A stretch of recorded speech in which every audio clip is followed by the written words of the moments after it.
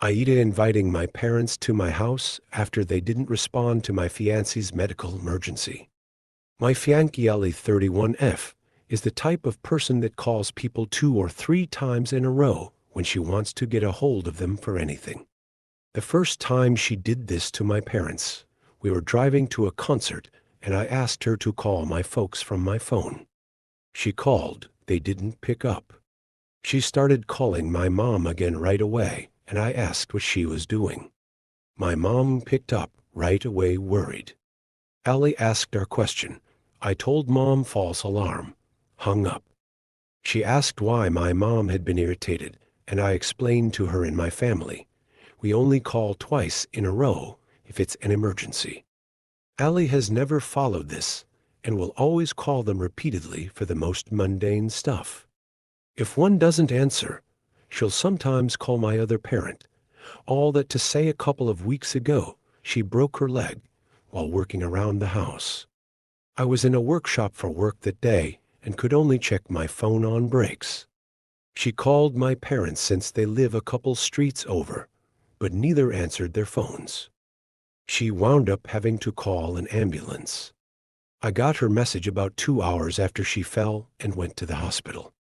She was pretty mad at my parents when I got there. I let them know what happened, and they also rushed to the hospital to apologize and check on her. She didn't want them coming in, so they sat outside for a bit, got her flowers from the gift shop, and eventually went home. I took some time off work to take care of her, and my parents have been offering help as they could. Her sister drove in to help, so I could go back to work. Last night, I decided to make a nicer dinner than usual and wanted to invite my parents.